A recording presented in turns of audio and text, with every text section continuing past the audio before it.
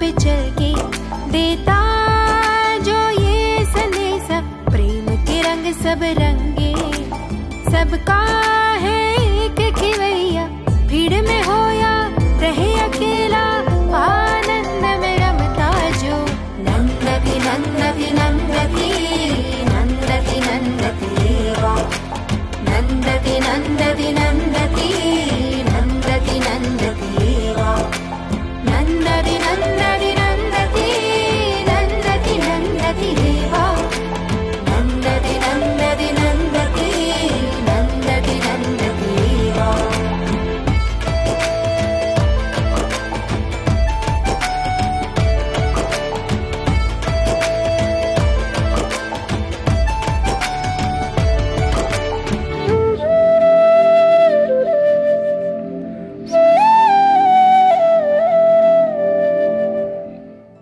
दया धर्म का मूल है, पाप मूल अभिमान, तुलसी दया न छोड़िए, जब लग घट में प्राण। युग कोई भी हो, संत महात्मा कोई भी रहे हो, सबने एक स्वर से मानवता को करुणा व प्रेम का संदेश दिया है। अम्मा, जिनसे एक अथक दरिया बहता रहता है प्रेम का, दुनिया के सभी प्राणियों की ओर ये अम्मा का सहज स्वभाव है। प्रेम और करुणा दो अलग अलग चीजें नहीं, बल्कि एक ही सिक्के के दो पहलू हैं। 1987 में जब पारीपल्ली कोल्लम में एक अनाथ आश्रम को बचाने की बात आई, तो उसके लिए अम्मा ने आश्रम के निर्माणाधीन प्रथम चरण को स्थगित करके अनाथाश्रम को गोद ले लिया था। अम्मा का कहना था कि उन अनाथ बच्चों को पेट भर भोजन मिलना और सिर पर छत होना कहीं महत्वपूर्ण है। हम भवन बाद में भी बना सकते हैं। जो करुणा और प्रेम दीनहीन के प्रति अभिव्यक्त होते हैं, वही सच्ची भक्ति है। अम्मा के सैकड़ों लोकोपकारी प्रकल्प चल रहे हैं। वे सब मानव मात्र के प्रति अम्मा की करुणा का प्रतीक ही हैं। प्राकृतिक आपदा कहीं भी हो, अम्मा अपने बच्चों के साथ जिस तरह राहत कार्य में अपने आप को झोंक देती हैं, उसे उनके प्रेम एवं करुणा की पराकाष्ठा नहीं तो और क्या कहेंगे। अम्मा, जो स्वयं परमात्मा से एकाकार हैं, कहती हैं कि आज दुनिया में जितनी भी समस्याएं हैं, उन सब का एकमात्र समाधान है करुणा। हमारा निस्वार्थ प्रेम और करुणा का भाव हमें अपने स्वरूप तक ले चलता है। प्रेम स्वरूपी आत्म स्वरूपी सभी को नमस्कार। സ്വയം തന്നിൽ തന്നെ ആനന്ദം കണ്ടെത്തുന്നത് ആണ് അധ്യാത്മം നമ്മൾ മനസ്സിലാക്കുന്നതിന് വേണ്ടിയാണ്. നീ സ്നേഹക്കുട്ടിയാണ്, നിന്നിൽ ഉണരൂ, നീ പരാശരത്തിന്റെ മെഴുകുതിരിയല്ല, സ്വയം ജ്വലിക്കേണ്ട സൂര്യനാണ്. हमारा कोई लक्ष्य होना चाहिए। लक्ष्य ही है जो कर्म में आगे बढ़ने में सहायता करता है। मान लो हमें सुबह काम पर जाना है, ऑफिस जाना है, 10 बजे पहुंचना है, तो 10 बजे से पहले हमें घर के सारे काम निपटाने होंगे। लक्ष्य है तो हम सचेत रहकर अवेयरनेस के साथ सब कर पाते हैं। जीवन में कुछ पाने का यदि हमारा कोई लक्ष्य है तो कोई भी बाधा नहीं रह जाएगी। हम उस पर विजय पाकर आगे बढ़ जाएंगे।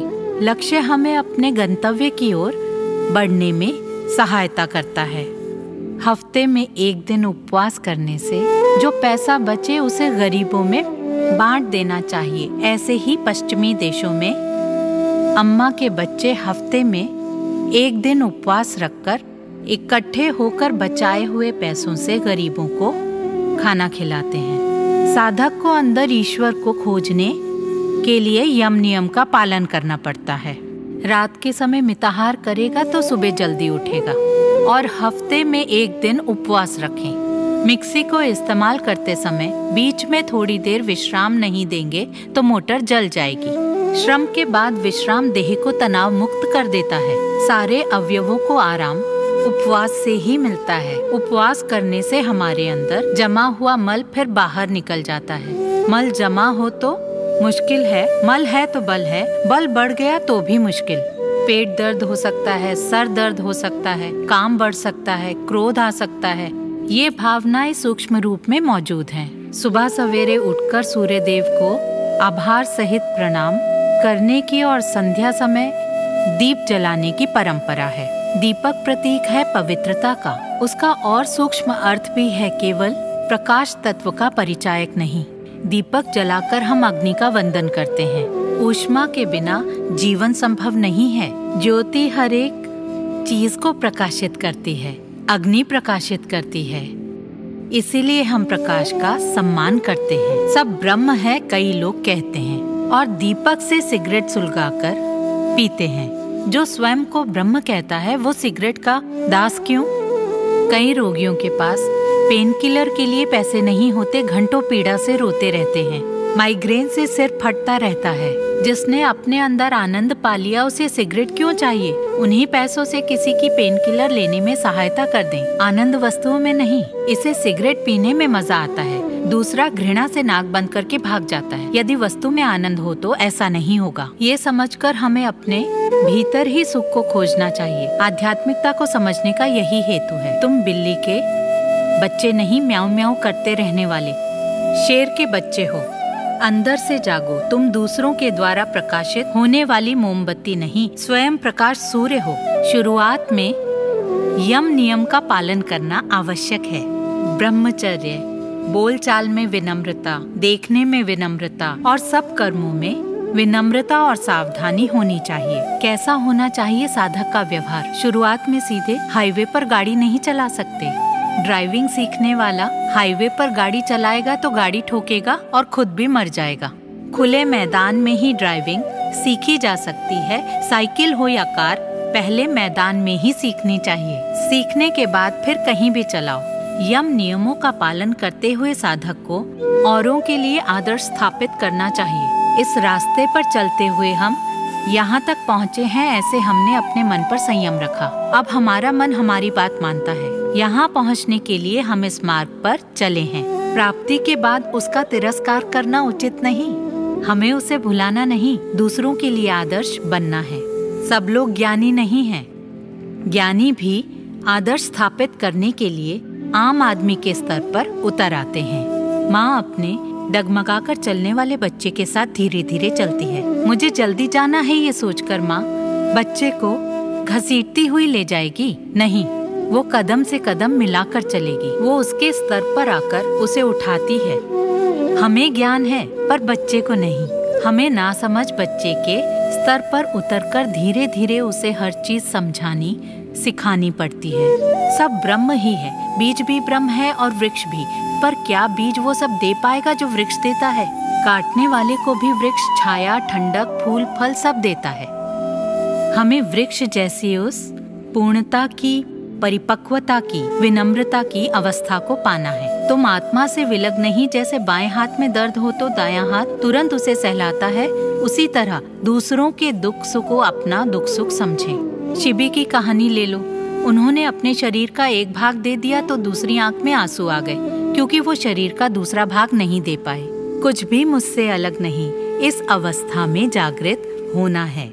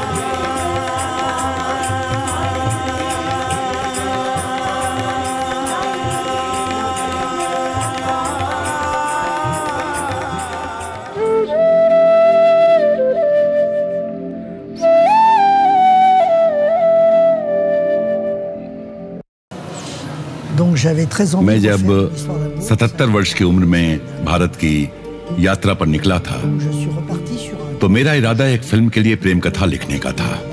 उस समय मुझे प्रेम की शक्ति की सीख अम्मा से मिली। मैंने महसूस किया कि अम्मा मेरी प्रेम कथा का सार हैं, क्योंकि अम्मा ने ही तो मेरा परिचय प्रेम के अहेतुकपन से कराया। अम्मा पराशक्ति हैं जो अपनी निष्काम सेवा से जगत को रूपांतरित व प्रेरित कर रही हैं। अपनी आर्ट गैलरीज और विशिष्ट प्रकार की शिल्पकला के लिए सुप्रसिद्ध पेरिस के सौंदर्य का दूसरा कारण इसकी सांस्कृतिक विविधता भी है।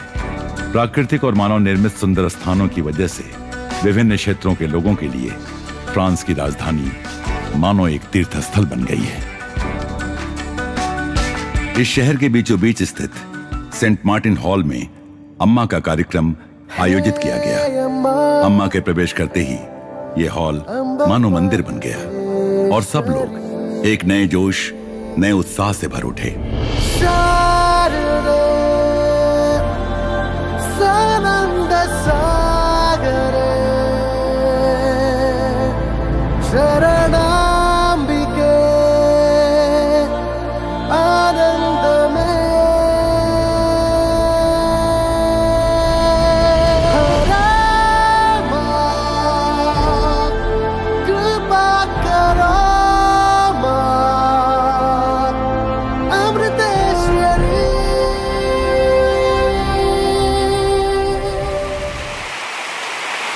ऑस्कर विजेता फ्रेंच निर्देशक क्लूद लुलूश और लोकप्रिय अभिनेत्री एल्सा व अन्य स्थानीय विशिष्ट व्यक्तियों ने अम्मा का स्वागत किया।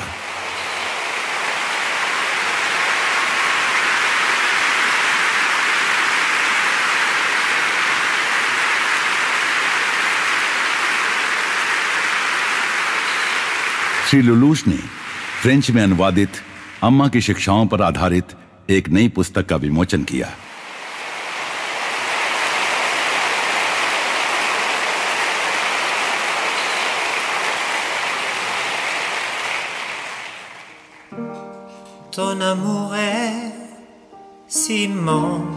कई पुरातन संस्कृतियों के मिलन का स्थान पेरिस अम्मा के आने से अहेतुक प्रेम की स्थली बन गया।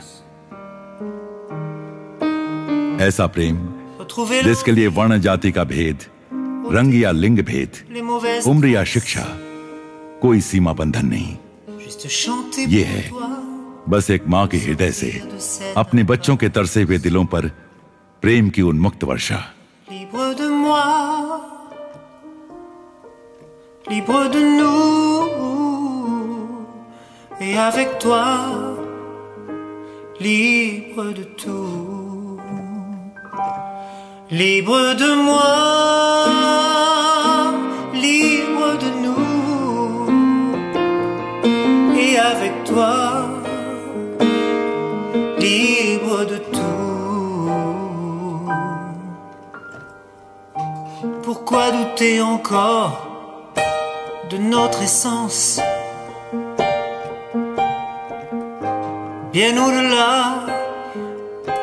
de nos consciences? Toi qui me pousse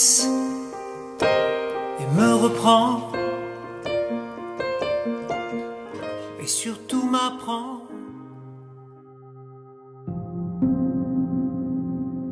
शांत और चिंतनशील वातावरण का निर्माण कर अम्मा ने सबके साथ विश्व शांति के लिए प्रार्थना की। प्रार्थना और ध्यान के माध्यम से अम्मा हमें अपने अपने निजी जीवन पर ही केंद्रित न रहकर सबके साथ प्रेम बांटने की कला सिखला रही हैं।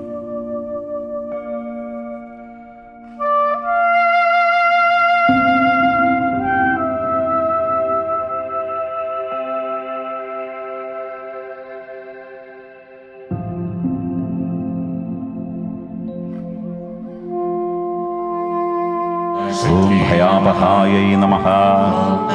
ओम शांभव्यै नमः।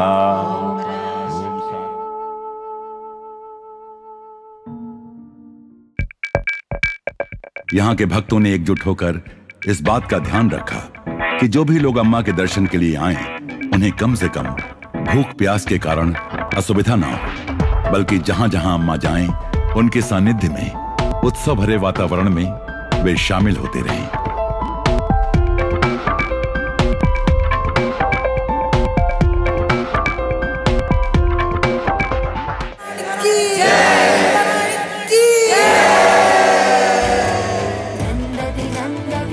दर्शन खत्म होते होते सुबह हो गई। अम्मा को तो प्रेम की तीर्थ यात्रा जारी रखते हुए अभी दुनिया भर में कई दिलों के किवाड़ खोलने हैं। अगला पड़ाव है जर्मनी।